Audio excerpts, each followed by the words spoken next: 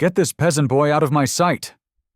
Jean-Pierre Dubois glares down at 12-year-old Leo Petrov as he quietly wipes down the chrome legs of the conference table. His small hands grip the microfiber cloth, trying to stay invisible. He kicks the base of the table, making the boy flinch. "Useless little cockroach," he mutters in Russian to his associate. "The janitor's worthless son." His associate chuckles. He's as dim-witted as his potato-farming father. Jean-Pierre grabs Leo's shoulder, his platinum watch digging into the boy's worn sweatshirt. "You understand nothing, do you, little serf?" Leo looks up for a second, his pale blue eyes meeting his.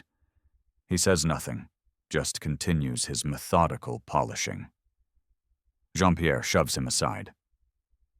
"These American idealists will steal their 800 million in data while this trash cleans up after us."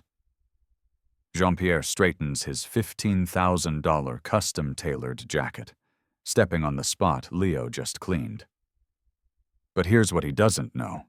This worthless child understands every single word he's saying, every insult, every detail of his cybercrime plan. And in exactly 48 hours, he'll use that knowledge to bring his entire tech empire crashing down. The hum of the server room fills the air as Leo helps his father, Mikhail, organize cleaning carts. The sterile smell of electronics mingles with the faint scent of ammonia. "Papa," Leo whispers, glancing towards the glass doors. "That man today, Mr. Dubois, he said terrible things." Mikhail doesn't look up from sorting recycling bins. "Son, you know better than to listen to the talk of powerful men. Just keep your head down." "And he said he's going to steal Ms. Vance's data." Leo's voice trembles. $800 million. Mikhail freezes, a bundle of cardboard hovering in his hands. "What are you talking about, Leo? You don't speak Russian?" "Yes, I do, Papa." Leo's words tumble out in a rush. "He called me trash. Called you a potato farmer. Said Americans are naive and he's going to trick them with backdoors in the software." The cardboard slips from Mikhail's fingers, thudding to the polished concrete floor. "My boy, that's impossible. You've never learned." "I taught myself." Leo pulls out his old tablet, scrolling to chess strategy videos. YouTube tutorials, online gaming servers.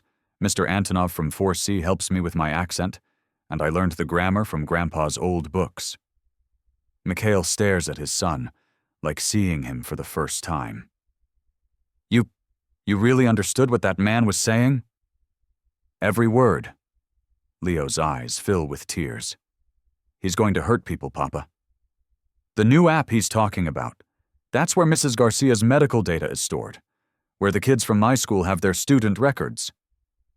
Mikhail sinks onto an overturned crate, his hands shaking. Speaking up could cost him his job, their apartment, everything they've worked for. But looking at his son's determined face, he sees something he's never noticed before. Intelligence that burns like a quiet flame. A moral compass that points true north. "What exactly did he say, son?" Leo takes a deep breath. He said Wednesday would be too late to stop the data transfer. "Papa, we have to tell someone. We have to tell Miss Vance." "Miss Vance?" Mikhail's voice cracks. "Son, she's not going to listen to us." We're just what, Papa? Just the janitors? Just nobody?" The question hangs in the air like a challenge. The night security chief's hand hovers over his radio as Mikhail approaches the top floor, Leo trailing behind in his hoodie and sneakers. "Mikhail, Ms. Vance didn't authorize any—" "It's okay, Gary." Eleanor Vance's voice echoes from her office doorway. She looks curious, not annoyed. "Mr. Petrov, is everything all right? It's quite late." Mikhail's hands twist the work gloves he's still holding. "Ms. Vance, ma'am, I'm sorry to bother you, but my son, he says he heard something important about your merger tomorrow." Eleanor's eyebrows raise as she studies Leo, who stands half hidden behind his father. "Your son. Come in, both of you." The office smells like modern steel and green tea. Leo perches on the edge of a minimalist chair, his feet barely touching the ground. Now then, Eleanor settles behind her sleek desk. What's this about? The man with the shiny watch, Leo begins quietly. Mr. Dubois, he spoke in Russian. He said things. Russian? Eleanor leans forward. Honey, I don't think you understand. He said you're a fool, that Americans are naive and easy to trick. Leo's voice grows stronger. He's planning to steal your user data through hidden code. Eleanor exchanges glances with Mikhail, then speaks gently. Sweetheart? Sometimes grown-ups use big words that sound scary, but... Leo straightens up. The Russian flows from his lips with a perfect, crisp accent. Eleanor's tea mug freezes halfway to her mouth. We'll siphon everything from this bleeding heart company, Leo translates. Then his associate laughed and said, their cybersecurity is a joke. He switches back to English. They have no expertise with polymorphic code. Eleanor sets down her cup with shaking hands. How do you know Russian? YouTube, mostly, and my grandpa's old chess books. I help translate for the new kids from Ukraine at the community center. Leo pulls out his tablet. Want me to show you? He opens a tech news site and plays a clip from a Russian product launch. As the rapid-fire Russian flows from the speaker, Leo translates simultaneously. The presenter is saying the new satellite has military-grade encryption. The rival company claims the launch is a cover for illegal surveillance technology. Eleanor's jaw drops. The translation is flawless, capturing not just words, but technical context and industry nuance. Leo. Her voice is barely a whisper. What exactly did Mr. Dubois say about our merger? He used special Russian programmer slang mixed with regular talking to confuse any translator you might hire. He said the real code gives him root access after 48 hours, not you, and there are hidden scripts that will copy all your data before you can stop him. He slides off the chair and approaches her desk. Ms. Vance, can I see the source code? With trembling hands, Eleanor pulls out a laptop with the code sections. Leo scans them quickly, his young finger tracing the lines. Right here. He points to a seemingly innocent function. This says temporary data sync. But in the Russian coding framework, temporary actually means until primary archive is complete. And this command here, he taps another line. In St. Petersburg slang, it means full data ownership, not shared access, like your translator probably said. Eleanor stares at the code, then at this 12-year-old who just exposed a multi-million-dollar cyber heist. There's more, Ms. Vance. Leo's voice drops to a whisper. He said something about other American tech firms they've done this to before, and he laughed about how easy it is because Americans never learn Russian well enough to catch them. The office falls silent, except for the hum of the air purifiers. Eleanor looks at Mikhail, who appears as stunned as she is. Mr. Petrov, Eleanor finally says, your son may have just saved our company from the biggest data breach in our history. Leo climbs back into the chair. Ms. Vance, the signing is tomorrow, right? He said he moved it up because he wants to finish the transfer before anyone gets suspicious. Eleanor reaches for her phone with shaking hands. I need to call my security team now. Wait. Leo holds up a small hand. He also said something about having a backup contact already paid off to help them if anything goes wrong. Someone in your company. The room temperature seems to drop 10 degrees. 7-year-old Leo pressed his face against their apartment window, watching the Ukrainian family across the courtyard struggle with online school registration. Mrs. Kovalenko held official emails, tears streaming down her face as she tried to communicate with a school district IT person on the phone. Papa, why is she crying? Leo had asked. Mikhail pulled his son close. Sometimes, my boy, when people can't speak the same language, they can't get help, even when they really need it. That night, Leo watched his first Russian language chess tutorial. Present day, Eleanor's office. I started with Spanish, Leo explains quietly, his small hands folded in his lap. For the kids at school whose parents couldn't understand the school website. Then Russian when the families from Kiev started moving into our building. Eleanor leans forward, captivated. How many languages do you speak, Leo? 5 fluently, working on 2 more. He shrugs like it's nothing special. Mrs. Rodriguez taught me Spanish. Mr. Chen helps with Mandarin. I teach myself the others online. Mikhail's voice breaks with pride and pain.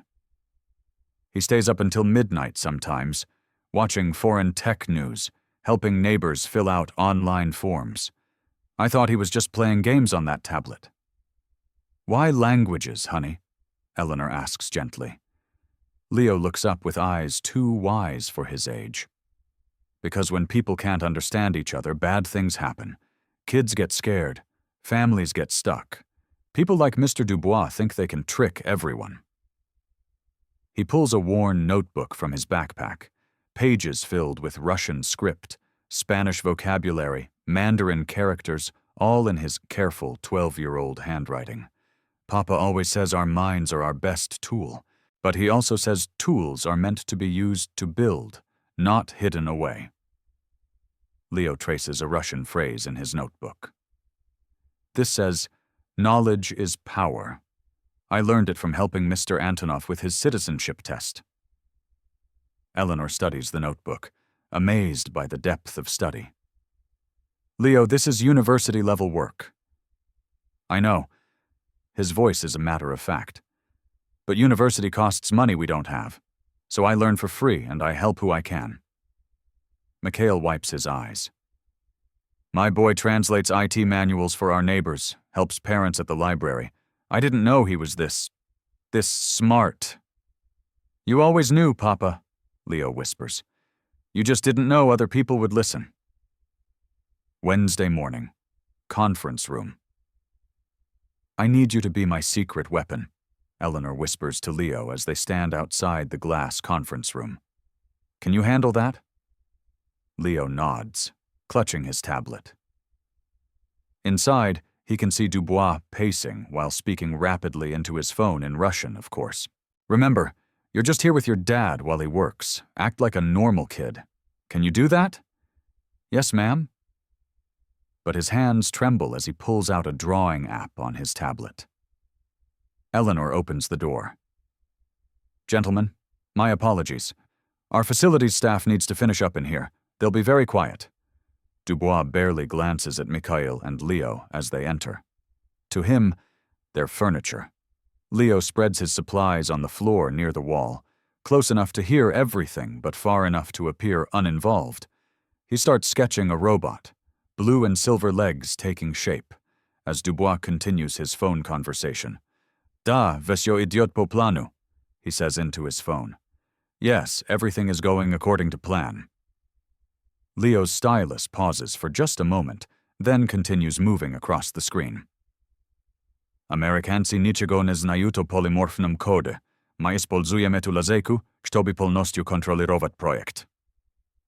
The Americans know nothing about polymorphic code. We'll use this loophole to control the project completely. A robot arm gets sketched a little too hard, the stylus pressing deep into the screen protector. Dubois' associate enters, closing the door behind him. Wy говорить po-angliski tak, żeby nie wyzwać podozrení? Are you speaking English in a way that raises suspicions? Niet, oni wse bez poniatia. No jest nebolszaja problema. Jurist, któremu mi zapłacili w kompanii, skazał, kto to хоче перепровірити деталі projekta. No, they're all clueless. But there's a small problem. The lawyer we paid off in the company said someone wants to review the project details. Leo reaches to change the color of his stylus, accidentally dropping it. It clatters across the concrete floor. Sorry, he whispers, scrambling to pick it up. Both Dubois and his associate ignore him completely. Kto to? The associate asks. Ja nie znaju, no my zastavim jego soglasicia, inače ma jego uniktojim. I don't know, but we'll make him agree or we'll destroy him. Dubois' laugh is cold. Leo's small hands freeze around the stylus. A kto nashot danych polzovatele? And what about the user data? Vetum tu I've prelist. My zebrom dania I prodadim ich na hornom rynke. Vse eti ljudi ostanucia bez zaszczyty. That's the beautiful part. We'll take the data and sell it on the black market. All these people will find themselves unprotected. The blue stylus snaps in Leo's grip. Dubois checks his expensive watch. Vizyo bude zakończeno. Everything will be finished. As the two men leave, Leo slowly puts away his broken stylus.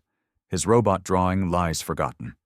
One arm beautifully detailed, one arm a jagged scar where his stylus pressed too hard when he heard about families losing their privacy. Eleanor approaches quietly. Well? Leo looks up with tears in his eyes. Ms. Vance, it's worse than we thought, and we don't have much time. Vance Technologies' main boardroom, 30 minutes later. Eleanor stands before her senior partners, Leo sitting small and quiet in an oversized chair beside her. The polished steel table stretches between them like a courtroom divide. Let me understand this correctly. Senior VP Amelia Chen adjusts her glasses. You want to delay an $800 million merger because of something a child claims to have overheard? Amelia, if you just listen to what he... Eleanor, partner Robert Davies interrupts, his voice dripping condescension. Are we really taking cybersecurity advice from the janitor's son? This is absurd. He's 12 years old. Chen's voice rises. Children mishear things. They make up stories for attention. This is exactly what happens when you let the help bring their kids to work. Leo's small hands clench in his lap, but he stays silent. Gentlemen, ladies, Eleanor tries again. He speaks fluent Russian. He understood. Oh, please.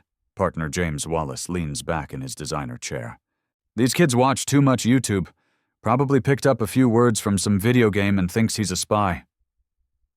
Maybe he misunderstood what he heard, Davies adds dismissively. You know how these people can be. They see conspiracies everywhere. The room falls silent. The classist implication hangs in the air like poison gas.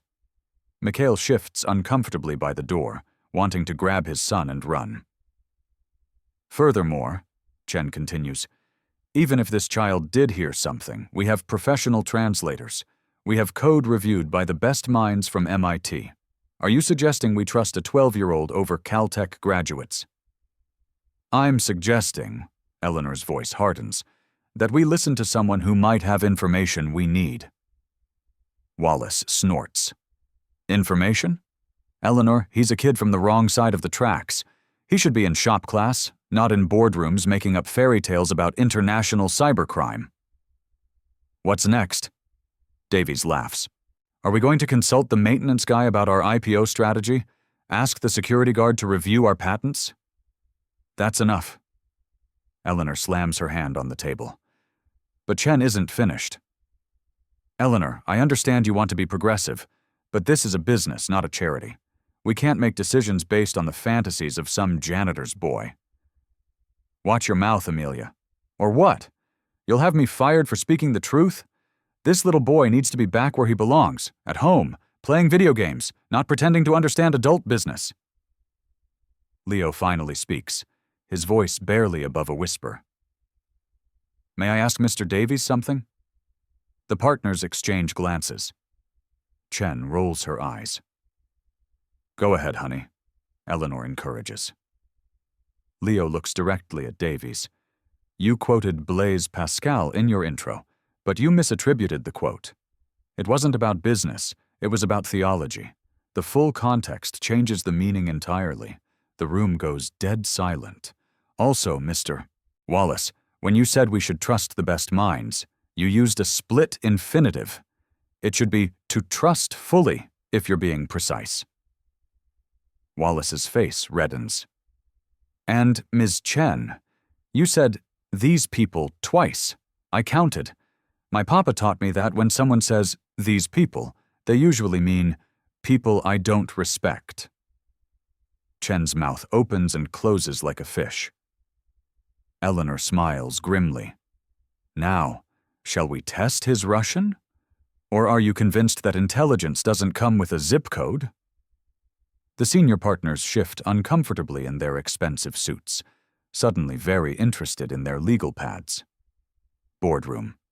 45 minutes before signing. Eleanor turns to her humbled partners. Gentlemen, ladies, meet our new cybersecurity consultant. Leo, are you ready to help us save this company? The senior partners sit in stunned silence as Eleanor outlines the plan. Dubois' team will be here in 30 minutes for final negotiations. Leo will sit quietly in the corner with his tablet, appearing to play a simple game. In reality, he'll monitor all Russian communications and feed them intelligence. Chen starts to object, but Eleanor cuts her off. Amelia, unless you suddenly learned Russian overnight, I suggest you listen. Leo opens his tablet and shows them a simple puzzle game. I'll use this to send you signals. Red gem means they're lying. Blue gem means important information. Green gem means they're telling the truth about something. That's actually quite sophisticated, Davies admits reluctantly. The boardroom doors open.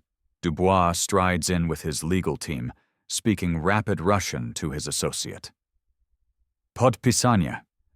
Dengi budut polnościu w naszych rukach. The signing. The money will be completely in our hands.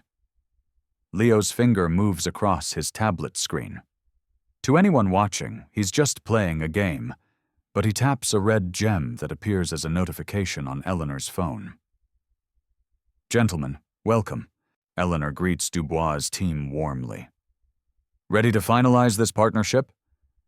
Of course, Dubois smiles, though I must say some of these source code licensing terms seem quite favorable to your company, perhaps too favorable. He's testing them, seeing if they'll negotiate against their own interests.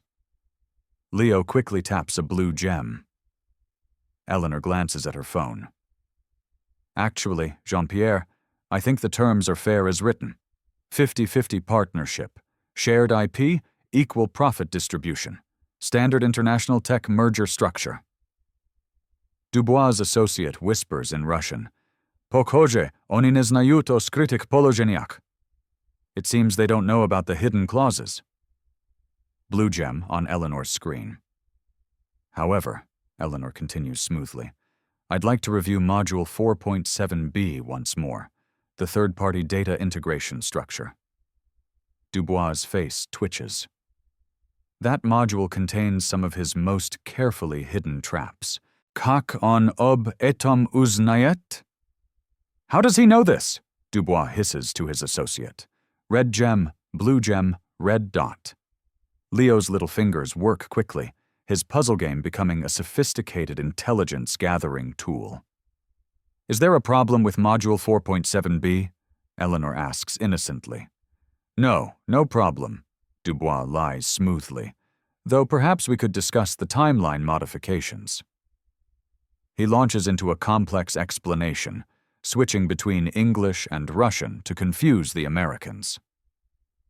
But Leo catches every word. His tablet shows Eleanor a simple notification, a calendar icon with 90 days crossed out and 48 hours written beside it. Interesting, Eleanor muses. So, you're proposing to accelerate the data migration from 90 days to 48 hours? That seems quite aggressive. Dubois freezes. He never mentioned timeline changes in English. Kak on eto uslyshal? How did he hear that? Dubois' associate asks in Russian. Ya ne znаю, no my dolzny byt ostorozny. I don't know, but we must be careful. Dubois' eyes sweep the room suspiciously. His gaze passes over Leo, who appears completely absorbed in his puzzle game on his tablet. Just a child playing games while adults conduct business. "Mr. Dubois," Eleanor says calmly, "I think we need to discuss the real terms you're proposing. All of them. In detail." Dubois' confident smile begins to crack. Wallace whispers to Chen, "How is Eleanor doing this?"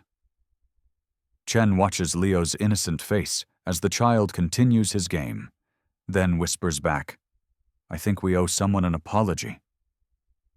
Eleanor's private office.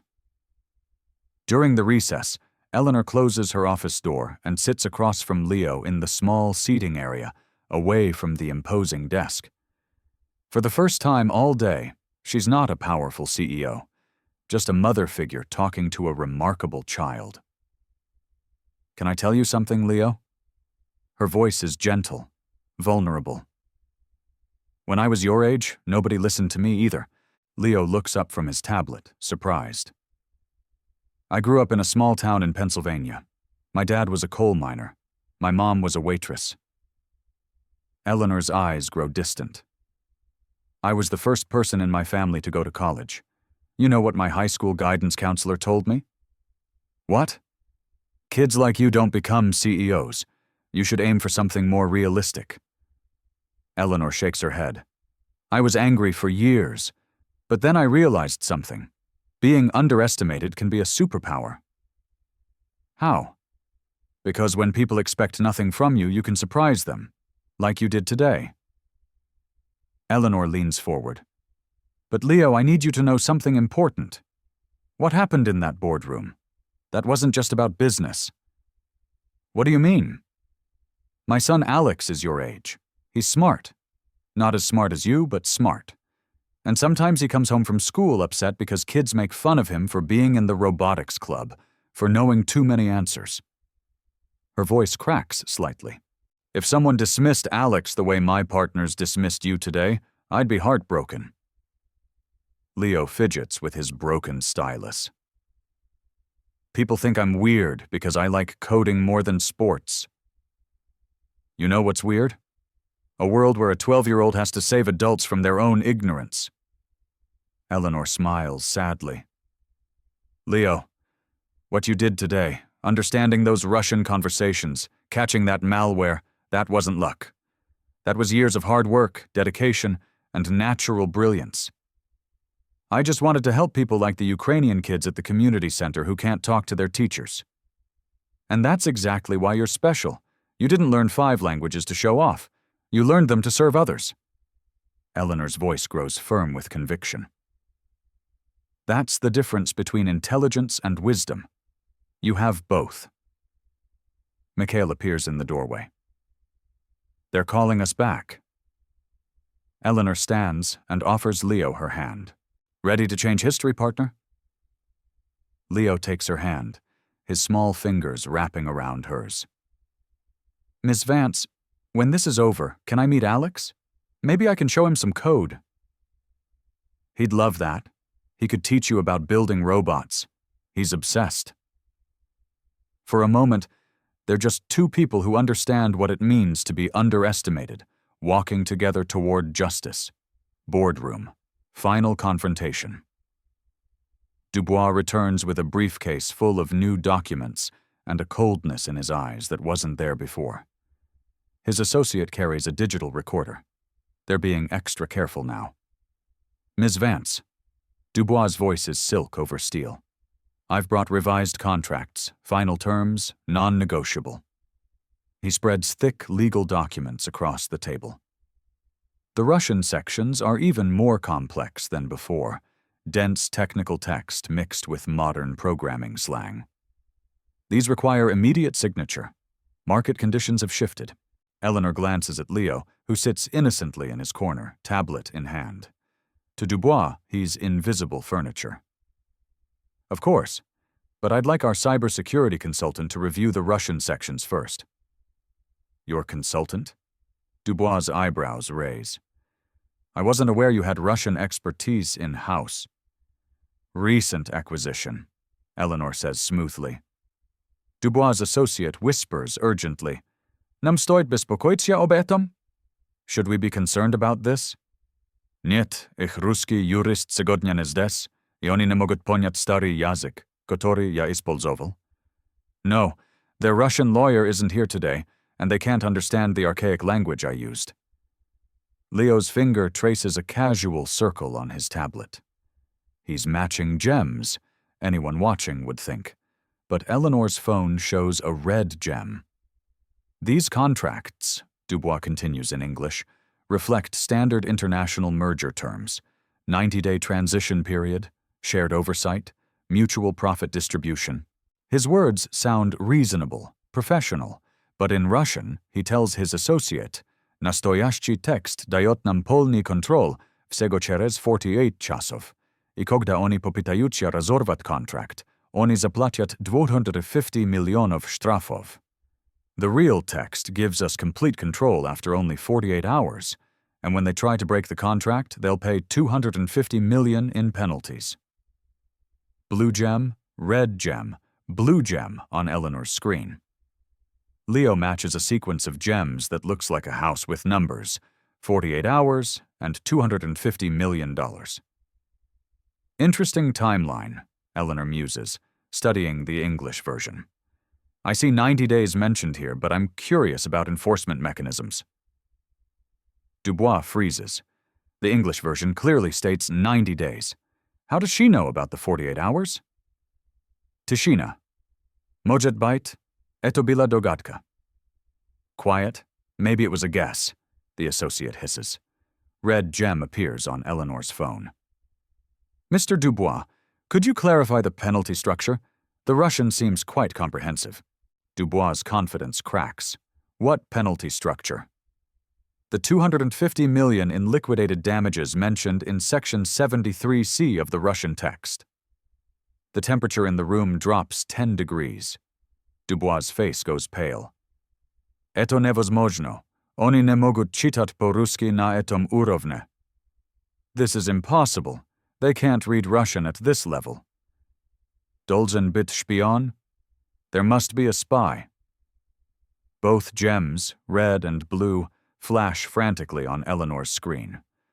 Dubois' eyes scan the room like a predator seeking prey. They pass over the senior partners, the legal assistants, Eleanor herself, and land on Leo. The little boy sits quietly, playing his puzzle game, completely absorbed in his childish pastime. Dubois stares at him for a long, suspicious moment. Then he walks over to his chair. Little boy, his voice is deceptively gentle. What are you playing? A game, Leo answers without looking up, continuing to play. Как тебя зовут, маленький мальчик? What's your name, little girl? The question is a trap. If he understands, he'll react. Leo continues playing, showing no sign he heard anything unusual. Тебе нравятся игры? Do you like games? Still no reaction. Dubois relaxes slightly. Just a stupid child, after all. But then he notices something. Leo's finger paused for just a microsecond when he spoke Russian. Ty uwren, что он не понимает? You're sure he doesn't understand? He asks his associate.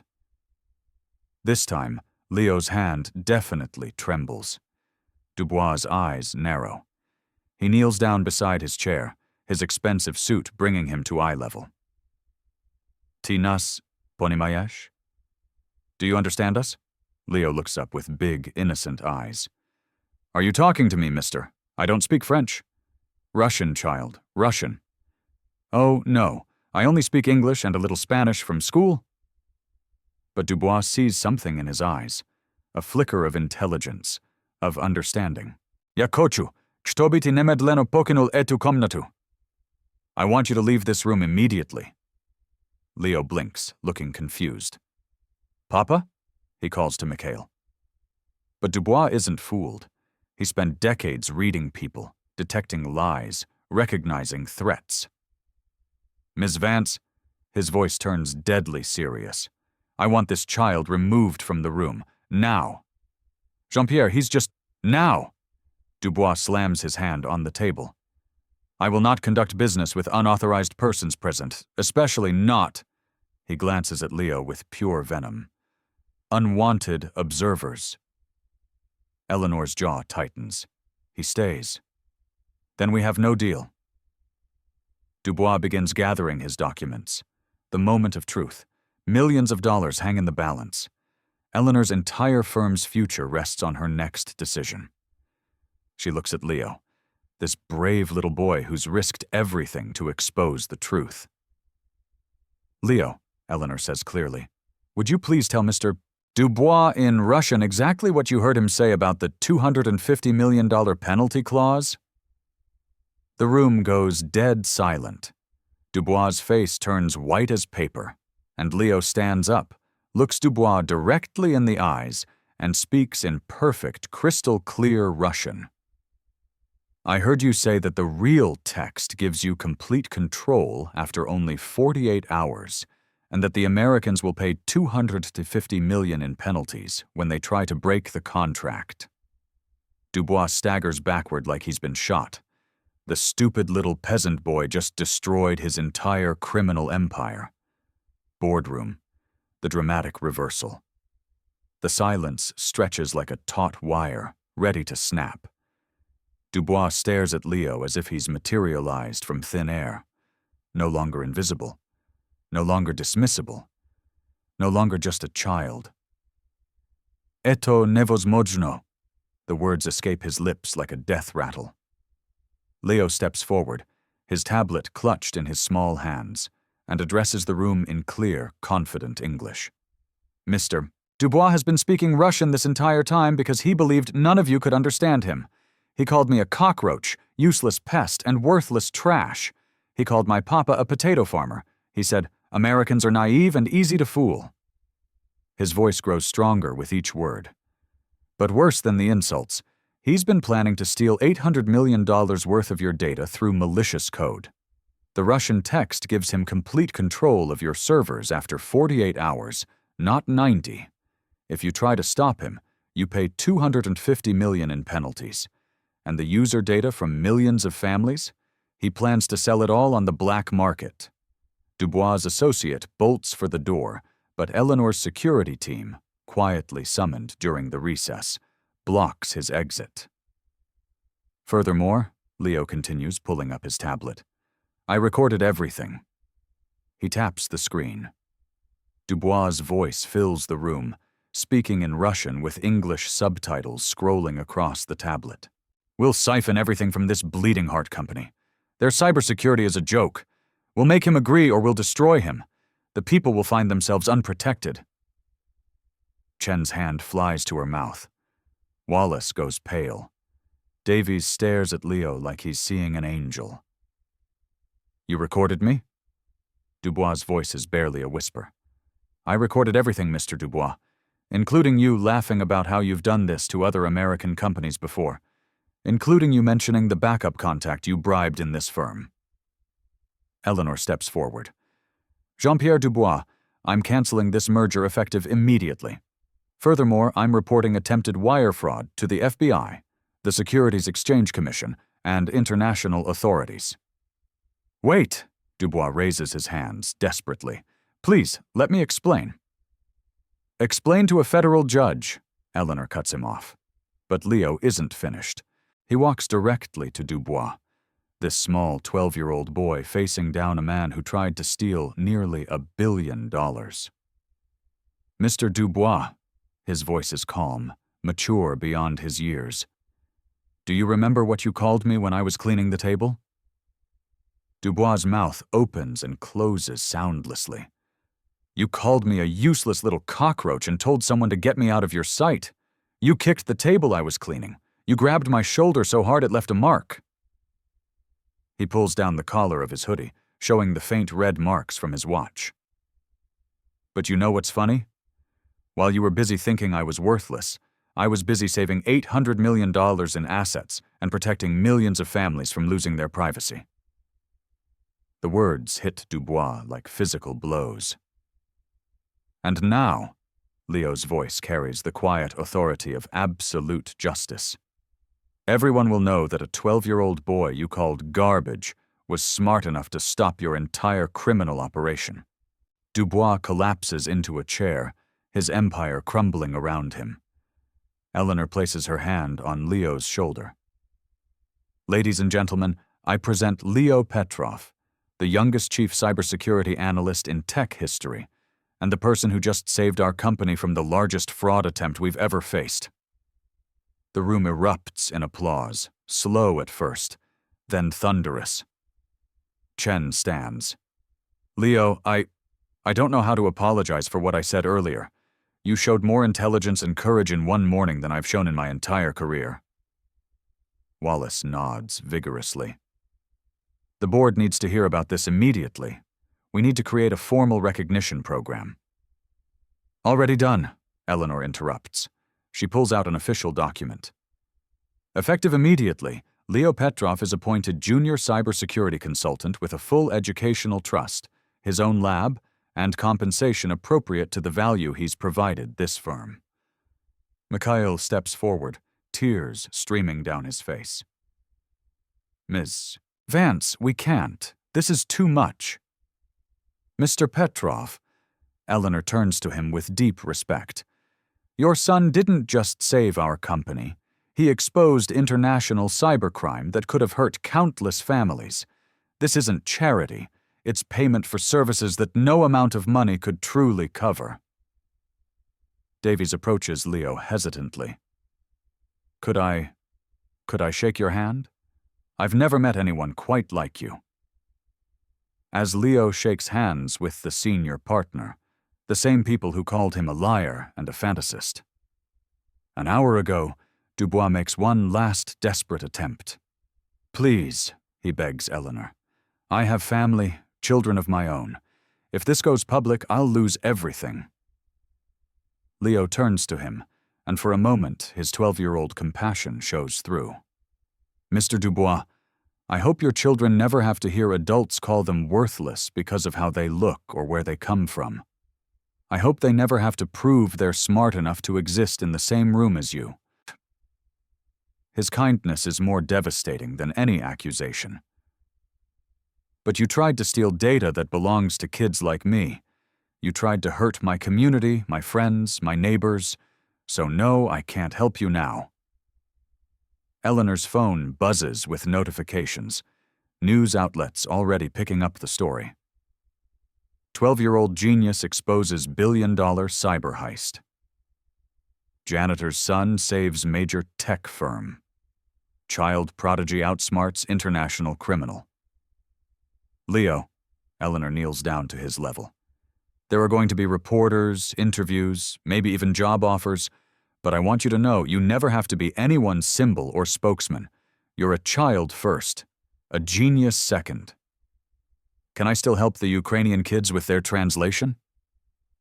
You can do whatever makes you happy. Chen clears her throat awkwardly. Leo, would you be willing to teach some of us basic Russian? I realize we have significant gaps in our international capabilities. Leo looks up at the woman who called him the janitor's boy just hours ago. Of course, Miss Chen. Learning new languages is fun. Even grown-ups can do it if they try really hard. The gentle innocence of the response, devoid of malice despite the earlier cruelty, brings tears to Chen's eyes.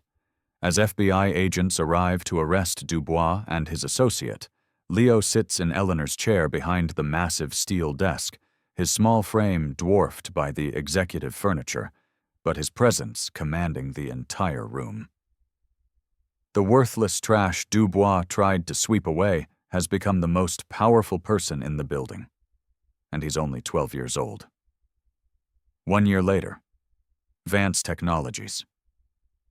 The brass nameplate on the lab door reads, Leo Petrov, Junior Cybersecurity Analyst. Inside, 13-year-old Leo sits at a custom-built workstation, reviewing code in 3 different languages, while his homework lies open nearby, advanced physics that would challenge most college students.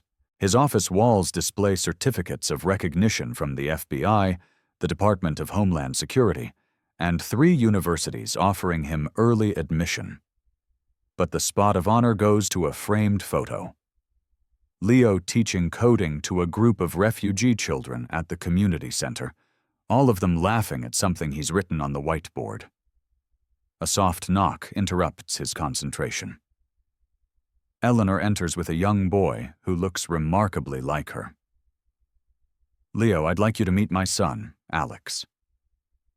Alex, sandy-haired and shy, clutches a small robot and stares at Leo with a mixture of awe and nervousness. "Mom says you speak like 100 languages," Alex whispers. "Only 7 fluently," Leo grins, closing his textbook. "But I'm working on Japanese." "Want to hear something cool in Russian?" "Really?" "Я люблю робототехнику." Leo points to Alex's robot. "That means I love robotics, too. My friend Ivan taught me all the tech words when he moved here from Kharkiv."